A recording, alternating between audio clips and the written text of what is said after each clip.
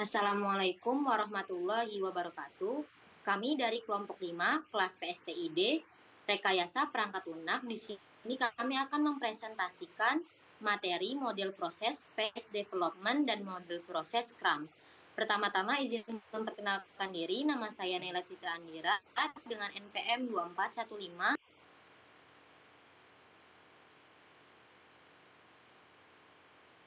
Perkenalkan, nama saya Ridho Azhari Putra dengan NPM 2415011039. Perkenalkan, nama saya Kanaya Tralingga Pratama dengan NPM 2415061059. Dan perkenalkan, nama saya Revalina Wandasari dengan NPM 2415061070.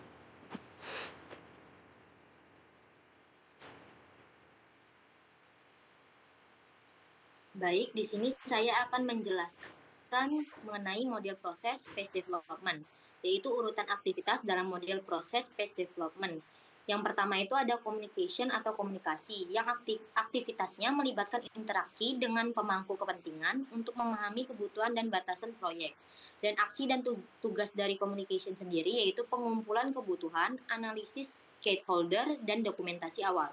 Lalu yang kedua ada planning atau perencanaan. Planning atau perencanaan ini memiliki aktivitas berupa menyusun jadwal proyek, anggaran, dan alokasi sumber daya, yang aksi dan tugasnya sendiri, estimasi biaya, penjadwalan proyek, analisis risiko, dan alokasi sumber daya. Dan yang ketiga ada modeling atau permodelan, yang dimana modeling sendiri itu memiliki aktivitas berupa membuat representasi sistem yang akan dikembangkan. Aksi dan tugas dari modeling ini yaitu analisis kebutuhan, desain arsitektur, dan desain detail sistem. Selanjutnya, next, ada construction atau konstruksi, yang dimana aktivitasnya berupa pengkodean dan pengujian perangkat lunak, yang aksi dan tugasnya itu implementasi kode sumber, uji unit, dan uji integrasi. Dan yang terakhir ada deployment, atau artinya penerapan, yang memiliki aktivitas berupa penyampaian produk ke pengguna dan pemeliharaan. Aksi dan tugasnya sendiri yaitu pengujian penerimaan, pelatihan pengguna, pemeliharaan, dan pembaruan perangkat lunak. Next. Lalu selanjutnya ada latar belakang dari model proses Phase Development. Model Phase Development dikembangkan untuk mengatasi keterbatasan waterfall model yang kurang fleksibel terhadap perubahan kebutuhan. Model ini memungkinkan pengembangan bertahap dengan evaluasi di setiap fase, sehingga lebih adaptif dan mengurangi risiko kegagalan proyek.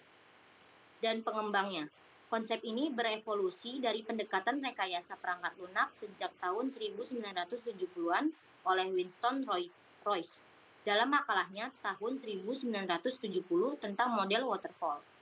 Lalu waktu dikembangkannya, model ini mulai diterapkan secara luas dalam industri sejak akhir 1980-an hingga awal 1990-an. Seiring meningkatnya kebutuhan akan proses pengembangan yang lebih fleksibel tetapi tetap terstruktur. Selanjutnya akan dijelaskan oleh rekan saya Ridho Azhari. Model proses Phase Development. Ciri proyek pengembangan perangkat lunak yang cocok untuk model Phase Development yang pertama adalah kebutuhan berubah seiring waktu. Yang kedua, sistem kompleks dengan risiko tinggi. Yang ketiga, jadwal ketat yang membutuhkan pengiriman bertahap. Yang keempat, memerlukan masukan pengguna secara berkala. Next. Ciri khas dari model Phase Development yaitu yang pertama, pengembangan bertahap dan struktur. Yang kedua, iteratif dan incremental, setiap fase membangun fase sebelumnya. Yang ketiga, evaluasi di setiap tahap untuk memastikan kualitas. Yang keempat, fokus pada mitigasi risiko sejak awal. Next.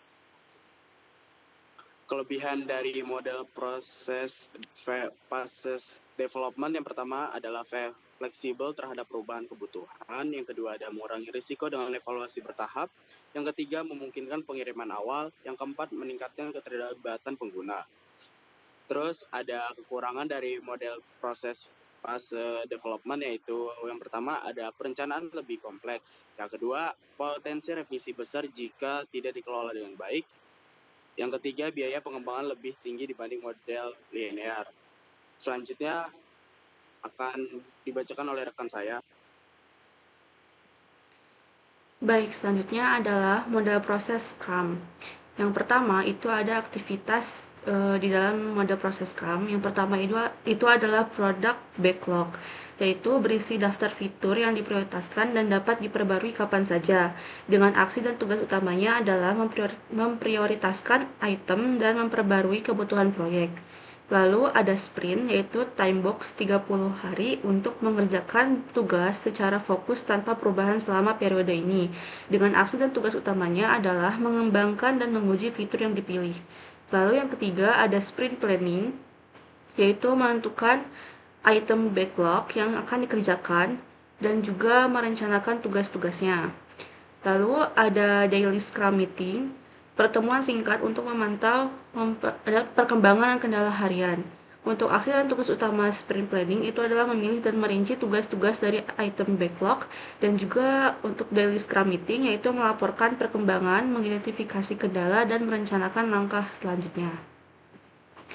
Nah, untuk yang kelima itu ada sprint review, yaitu demonstrasi hasil sprint dan mendapatkan umpan balik dari pemangku kepentingan.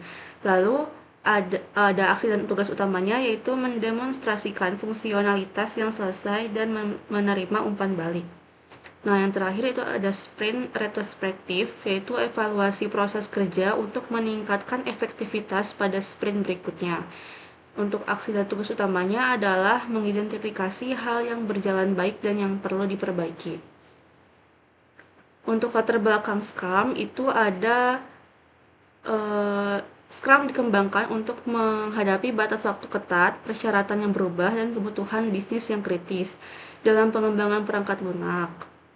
Nah, yang mengembangkan Scrum ini adalah Jeff Sutherland, mengembangkan Scrum pada awal 1990-an. Lalu dilanjutkan oleh Ken Weber dan Mike Biddle, kemudian mengembangkannya lebih lanjut. Untuk materi selanjutnya akan dijelaskan oleh rekan saya, Kanaya Trailingga Pratama.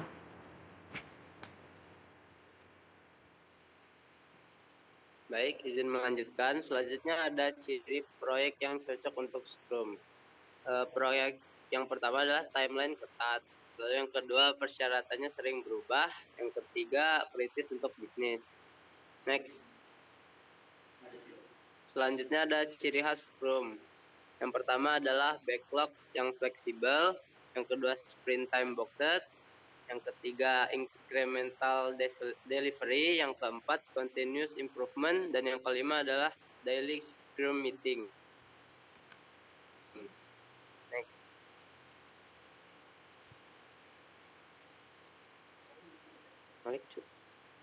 Oke, selanjutnya adalah kelebihan dan kekurangan Scrum. Mulai dari kelebihan dulu. Kelebihan yang pertama adalah fleksibel dan adaptif. Yang kedua, transparansi dan kolaborasi. Kelebihan yang ketiga, peningkatan berkelanjutan. Dan yang terakhir adalah pengiriman incremental. Lalu untuk kekurangan Scrum adalah yang pertama, kurangnya dokumentasi. Dua, butuh disiplin yang tinggi. Tiga, tidak ideal untuk proyek besar. Dan yang terakhir adalah ketergantungan pada Scrum Master. Baik, selanjutnya akan saya kembalikan kepada moderator, yaitu Naila.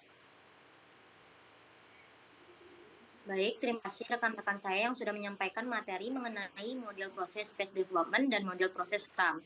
Mungkin sekian yang dapat kami sampaikan. Mohon maaf jika ada kesalahan kata, dan kepada Allah kami mohon ampun. Kami akhiri. Wassalamualaikum warahmatullahi wabarakatuh.